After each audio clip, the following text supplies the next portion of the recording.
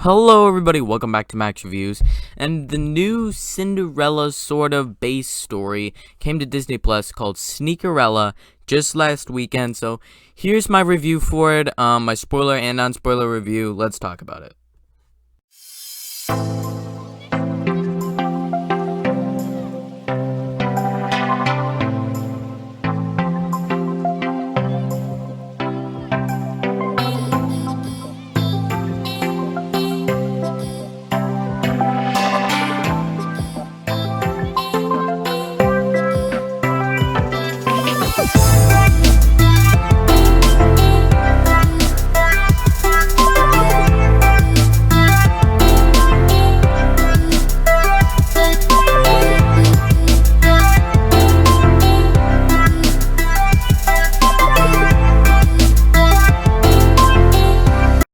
Now, admittedly, I am not as big into shoes as this guy's. Like, these are my shoes. Very, very just basic, worn out shoes. This guy, the main character, he is really into shoes. He's so into shoes that he actually says in front of the person that he's gonna fall in love with, like the end of the movie, his princess, you might say, that's the most beautiful thing I've ever seen, and he's referring to a pair of shoes. This guy is really into shoes. So, Sneakerella, basic plot, Cinderella, except for they did a gender swap, where the guy is the one that has the passion, and the girl is the rich one, and they meet, and they're, like, fall in love, and then they're sort of divided. But, let me just say there's been a ton of Cinderella remakes, things that have been based on the story, and I'm gonna do a video on that tomorrow. But just to say, we got one last year already, and we already have one this year, so there's a lot. This is a musical. I didn't immediately know that it was gonna be musical. That's that sort of boosts it up and brings it down. I'll talk about that later. But the basic plot we are very familiar with. The big thing that's thrown in here is sneakers or shoes. And the thing is, his entire thing is shoes. And some people might think that it's a bit too overblown, a bit too crazy.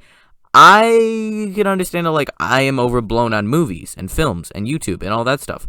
This guy's really into shoes. So, I'm fine with that. Cool enough. He works at a shoe stop with his stepdad and his stepbrothers. We never figure out what happened to his actual dad, but his actual mom died. And so stepbrothers are basically demons, and his dad is just trying to figure out everything out. I see some conflicting things throughout the movie. It's almost 2 hours long. It's an hour and 15 minutes, and I watched it with all my brothers and sisters, and it was an interesting experience. But there's some things where he sneaks out of the shoe shop because he does not want to be at the shoe shop. He doesn't like the shoe shop, it seems. And then later, when his dad says, "Hey, we're moving," he's like, "No, I love the shoe shop." It's so weird with that. Other part, the romance, there's this girl who her dad was like a basketball player, and he now works on shoes. He's called the King, which, nice little pun there, with the king being the actual king and she's the princess. You see, sort of like the movie. I thought it was fine. And so the kid lives in Queens, our shoe shop boy, our main character. He designs a pair of shoes and he leaves a shoe behind. They're trying to find him to get him to make the shoes, but she's also in love with him as the basic plot. Thrown in there, let's talk about the songs now. There's a wide variety of ranging songs. So, there's some songs, like the beginning song, that I was not into. Like, In the Heights, a bunch of people loved. I did not like In the Heights. It was a 2 out of 10 movie because I just didn't like the songs, and it went on for way too long. This movie isn't as long as that. It's 40 minutes less than In the Heights. But still, the first song, I'm like, is this going to be another In the Heights where it's a musical that I hate?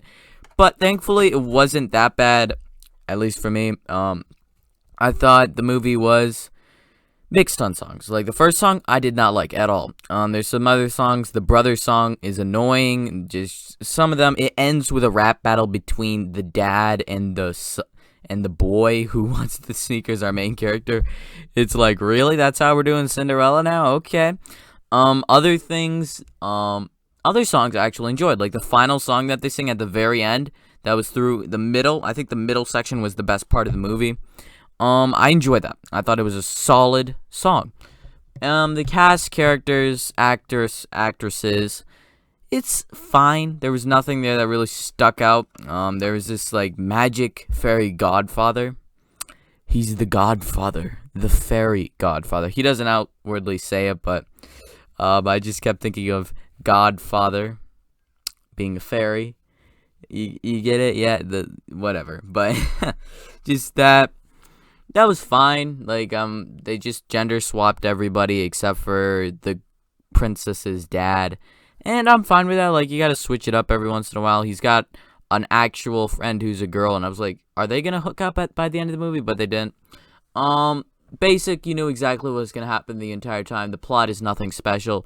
The songs, fine. It does drag on a bit too long, I'd say. It's an hour and 50 minutes. It did not need to be that long. If you could just cut off a bit of the ending, because I feel like, did we really need a rap battle between the boy and the dad? But whatever, some people could enjoy this, but for me, this is, even though I'm being fairly mixed on it, I didn't like it too much. This is not exactly my sort of film. It's bright, it's trying to be pop, it's trying to be this new thing, but when you have to slap on Cinderella to everything, that just frustrates me, and I'm going to be doing the video on that tomorrow, as I've already said. But overall, I'd give Sneakerella a 4 out of 10.